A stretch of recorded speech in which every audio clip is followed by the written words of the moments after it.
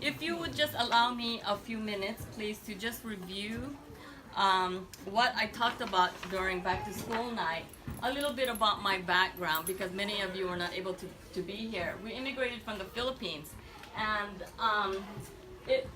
everything went wrong. So we had no money, we slept on the floor, and right here, this picture of the fields is where we went with my mom. It's the asparagus field. And she said it is the worst vegetable to pick, because as you're crawling for hours and hours in the dirt. And if you get up so quickly, your body will just scream because it's used to crawling in that crawling position. And so those are our clothes that we got from the Salvation Army, because the clothes from the Philippines were not adequate for the winter in Stockton. And so when we could no longer go to the fields with my mom because school started, you see that old dilapidated car right there? I was in kindergarten, so I had to walk home by myself about a mile. There were times where I did get lost, but I kept looking for the house. So my mom said, you have to stay in this car for 2 to 3 hours until your sisters come home and can take care of you. So my mom said, you must stay in there, you must close the door, no one should know that you're there. And so because of that, I just wanted to share with you this year is that this has been a very challenging year for me. I hope that my sharing my story with you will help you understand why I work the way I do, why I teach the way I do, because my education made a difference in my life. If I did not have my mother who kept telling us to finish school, I would still be out in the fields. So I needed to tell you that because this was a difficult year, not with my students, but with some parents. Okay, parents would bring their students in late and I would just keep teaching. And because of that, a parent was offended and she went and told Dr. Nagy that I had such a bad attitude. Then I had a mom and son who kept trying to tell me what to do, what to say, and how to teach. And it was just so stressful that Mrs. Ippy said, take some time off, Luisa, because your left side of your brain and your body, you're gonna have a stroke. So I'm here to tell you that I'm not only a teacher, but I am also a mom, okay? I am also a mom, so I get it. I am a mother of 2 children, Justin and Terrelyn, and I did not have a roadmap to motherhood because my own childhood was chaotic, but I knew that children needed structure. So what we would do is because my husband is an analyst and I am a teacher, we constantly read. And so I wanted to show this picture because as soon as my son was able to walk, he would just sit and read. And that really was so beneficial because reading is one of the most important skills. My daughter, on the other hand, when she could crawl out of the room that I was reading at, she would try to escape because picture books were just not her thing. But when I started reading nonfiction chapter books, she just loved that. And so that was our schedule. We'd have dinner at 6, we'd go for a walk, and then we'd get ready for bed, and at 7:30 I would read at least 20 minutes of picture books and 10 minutes of chapter books. So I get it. I get the hectic schedule. I really do. And then they grew up. So Justin and Terrelyn grew up. And then, like most of you, I understand there are lessons. We were in the Chinese New Year parade for 7 years. Drum corps. I was introduced to martial arts when I was in college. I loved it.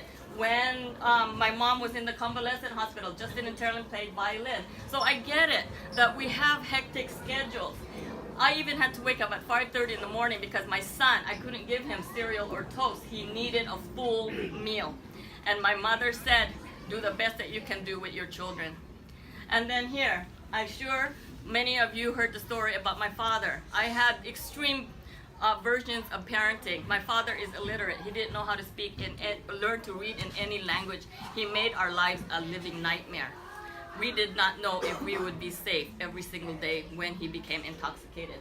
And so even now at the age of 35, he would cry and say, 85, he would cry and say, I wish a teacher had taught me how to read, but he couldn't because he said the words would not stick in his brain. He had a learning disability.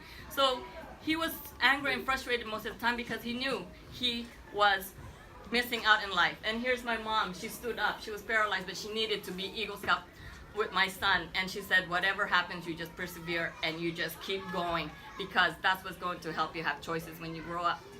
And so here, my children have graduated. And My son received a $200,000 scholarship from University of Washington, Seattle. We did not have to pay one dime for him. My daughter, she qualified for the California Scholarship Federation, got a $100,000 scholarship, and she's working at Salesforce at 19. And so when my mom passed away, this is what she posted. She said, I survived these 4 years, but I'm most proud of surviving senior year in particular. I conquered a year of loss. My mom passed away, intense academics, and the world of tech at Salesforce. So she's getting offers from other Fortune 500 companies. And she said, I did it. Nite, this is for you. So all the stories that my mom had kept telling us impacted my children as well.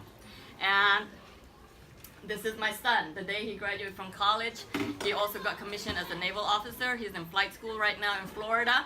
He hopes to either do search and rescue with helicopters or fighter landing on aircraft carriers. He is financially independent since he graduated 21. My husband we do not pay for anything on his own right now. He's saving up 8 months for security just in case, and he's also taking out investments monthly. So and then his next goal is to buy a house by his 30 and still travel all over the world that he's been doing.